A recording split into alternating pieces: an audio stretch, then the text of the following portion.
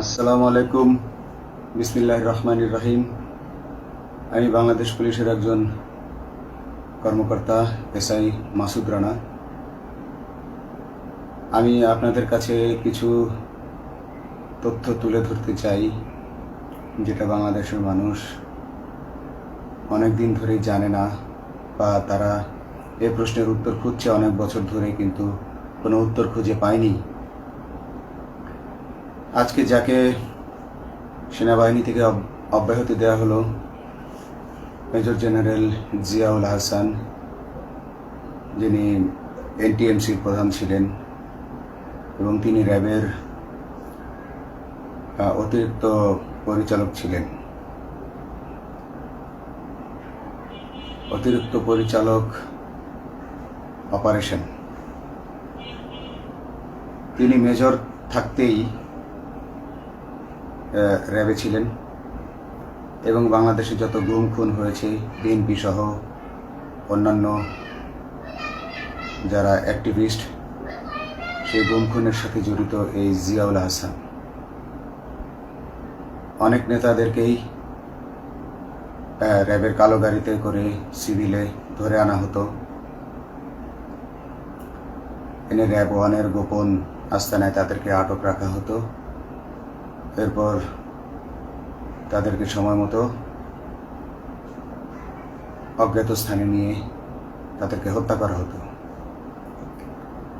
এবং অজ্ঞাত স্থানেই তাদের লাশ হয়তো নদীতে ডুবিয়ে দেওয়া হতো, নয়তো তাদেরকে দাফন করা হতো, নয়তো অ্যাসিডের মাধ্যমে তাদের লাশকে গলিয়ে দেওয়া হতো। আমি 2014 অক্টোবর থেকে 2017 ডিসেম্বর পর্যন্ত র্যাব সদর দপ্তরে কর্মরত ছিলাম। তখন র্যাবের ডিজি ছিলেন বেনজির, যিনি আজকে দেশের হাজার হাজার কোটি টাকা চুরি করে, পুলিশের হাজার হাজার কোটি টাকা চুরি করে পালিয়ে গেছেন বিদেশে। তো আমি দেখেছি অনেক মানুষকে কিভাবে অন্যায়ভাবে গ্রেফতার করে নিয়ে গুম করে রাখা হতো। আমি রিসেপশনে ডিউটি করতাম। গুম হয়ে যাওয়া মানুষের স্বজনেরা আমার কাছে আসতো, কিন্তু আমাদেরকে কঠোর নজরদারিতে রাখা হতো। সিসি ক্যামেরার আওতায় ছিলাম, তাদের সাথে আমরা ওভাবে কথা বলতে পারতাম না। তাদেরকে কোনো তথ্য দেওয়া নিষেধ ছিল আমাদের জন্য। কিন্তু তাদের স্বজনরা আসলে এসে যখন এখানে কান্না করতো, আমি নিজেকে ধরে রাখতে পারিনি। আমি অনেকের স্বজনকেই তাদের স্বজনের, গুম হয়ে যাওয়া স্বজনের পরিণতির কথা জানিয়ে দিতাম। বিশেষ করে যাদেরকে মেরে ফেলা হতো, খুন করা হতো, তাদেরকে আমি খারাপ সংবাদটা দিতাম না। কিন্তু যাদেরকে বন্দি করে রাখা হতো, যেমন বিএনপি নেতা সালাউদ্দিন আহমেদকে যখন অ্যারেস্ট করে আনা হলো, তিনি অ্যারেস্ট করার সময় ধস্তাধস্তিতে মাথায় আঘাত পেয়েছিলেন। তাকে র্যাব ওয়ানের গোপন কক্ষে আটক করে রাখা হয়েছিল দীর্ঘদিন। এরপর তাকে এক সময় ভারতে পাচার করে দিয়ে আসা হয়। তাকে অজ্ঞাত কারণে হত্যা করা হয়নি। তার ফ্যামিলি এসেছিল, তার স্ত্রী হাসিনা আহমেদ, তার ভাই গিয়াসউদ্দিন আহমেদ।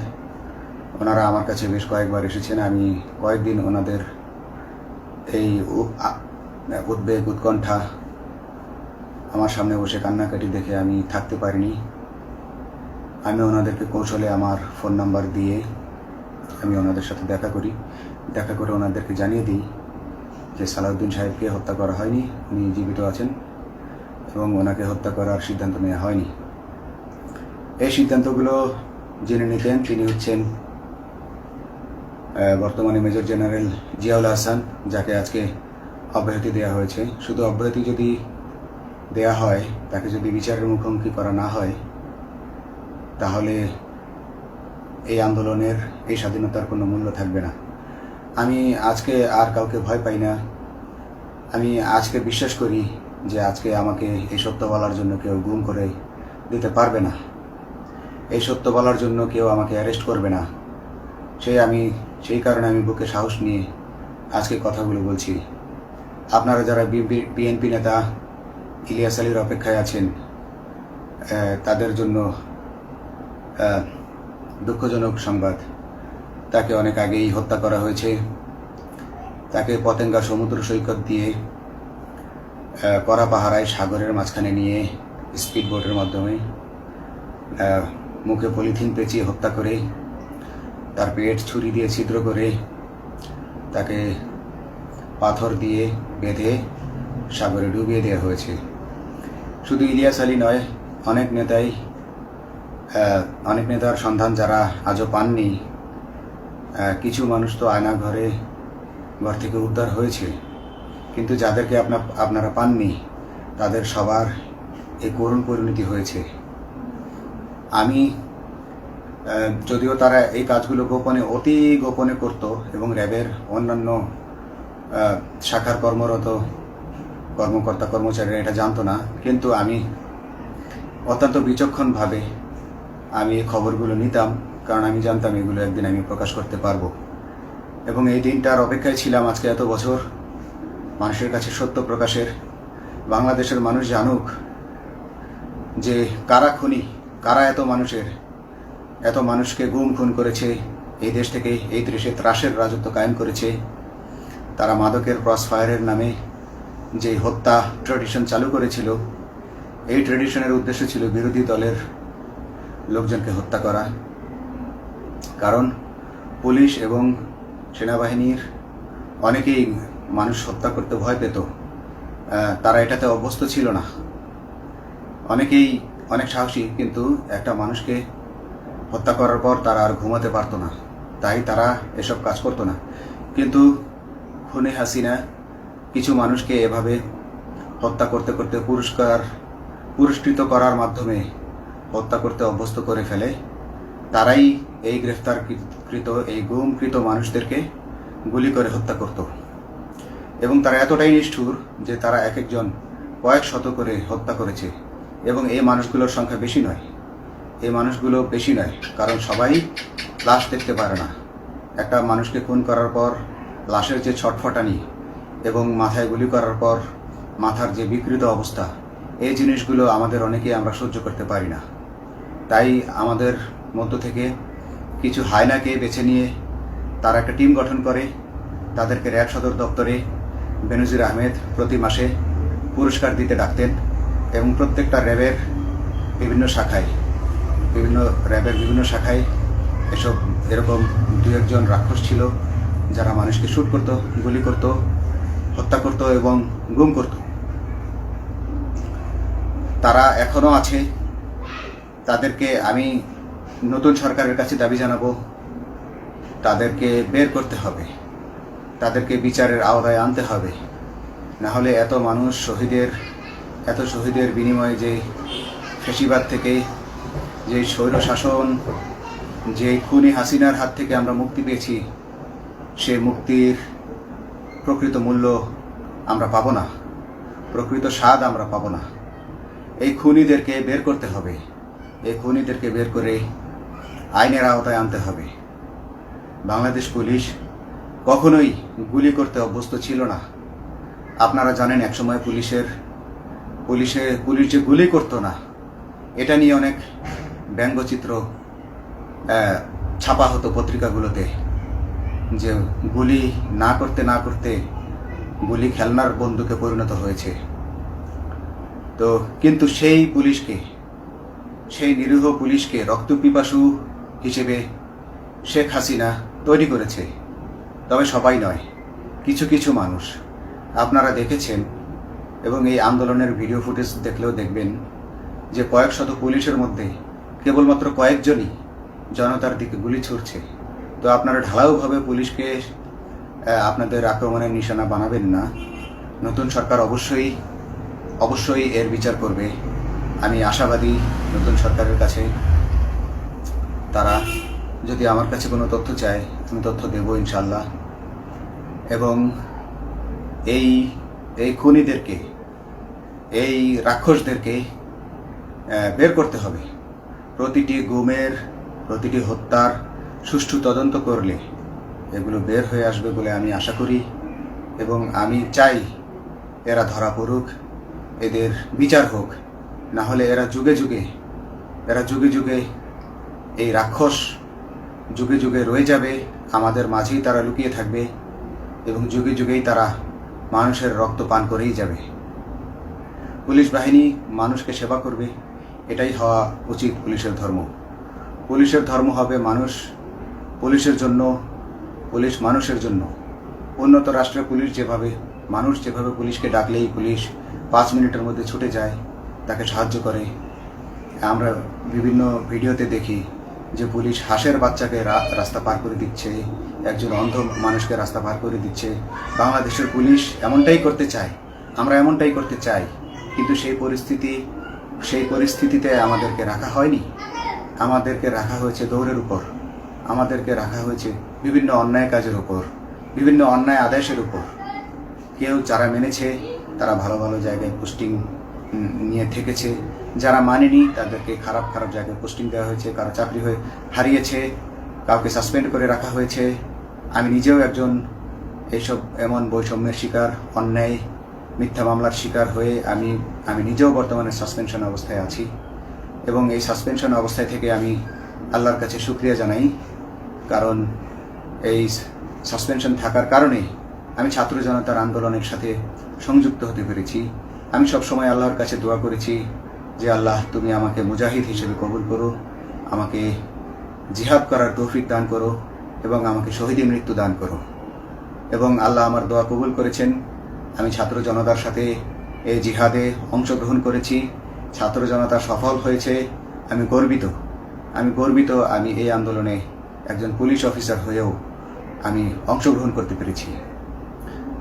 তো যাই হোক, আমি চাইব যে বাংলাদেশ পুলিশের, র্যাবের যে সকল কর্মকর্তা অগণিত মানুষের গুম খুনের সাথে জড়িত ছিল তাদেরকে ধরা হোক, তাদেরকে আইনের আওতায় আনা হোক।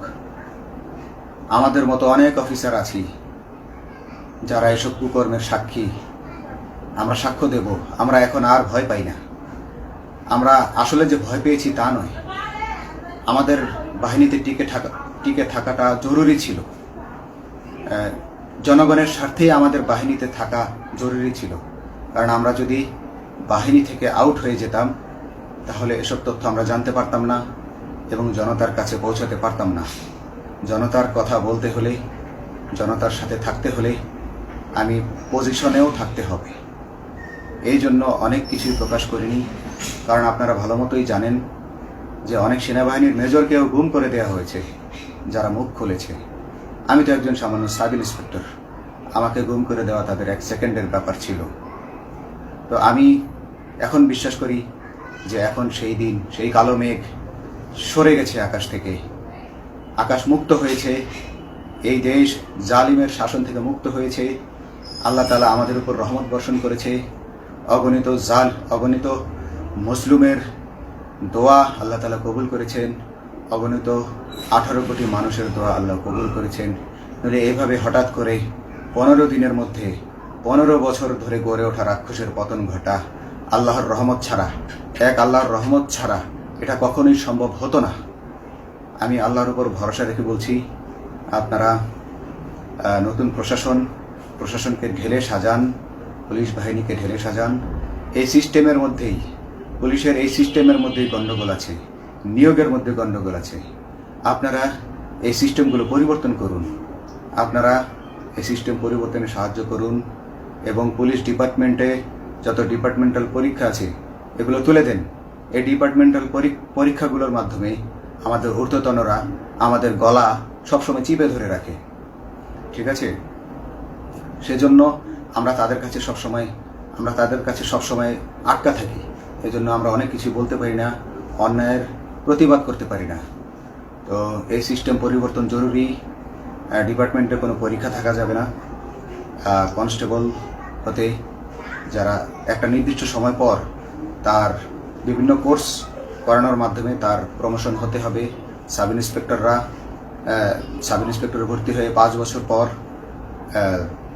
ইন্সপেক্টর হিসেবে পদোন্নতি পাবে, তার 5 বছর পর সহকারী পুলিশ সুপার হিসেবে পদোন্নতি পাবে। এভাবে আইন পরিবর্তন করতে হবে। তাদেরকে দক্ষ করে গড়ে তোলার জন্য বিশেষ কোর্সের আয়োজন করতে হবে এবং সৎভাবে বাঁচার জন্য সঠিক বেতন কাঠামো এবং ভালো কাজের জন্য পুরস্কার এর ব্যবস্থা করতে হবে।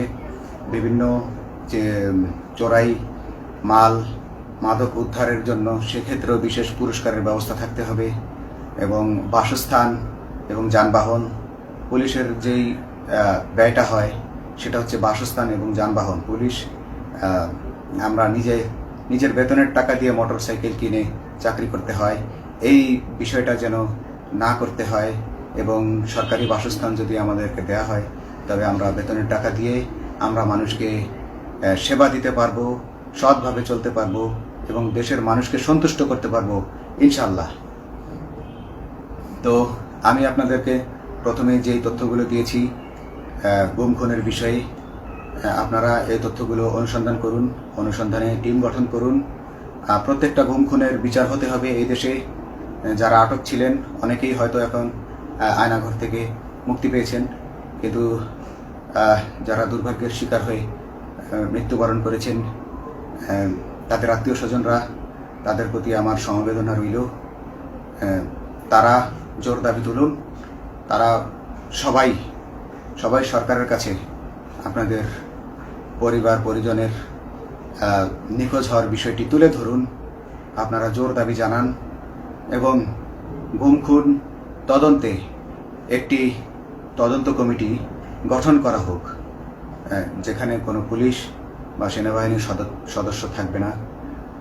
এটা হতে পারে বিচার বিভাগীয় তদন্ত বা অন্য কারো মাধ্যমে, কিন্তু এই হায়নাদের এই খুনিদেরকে বের করুন, বের করে এদেরকে শাস্তির আওতায় আনুন, তবেই এই তারা তাদের বলিদান সফল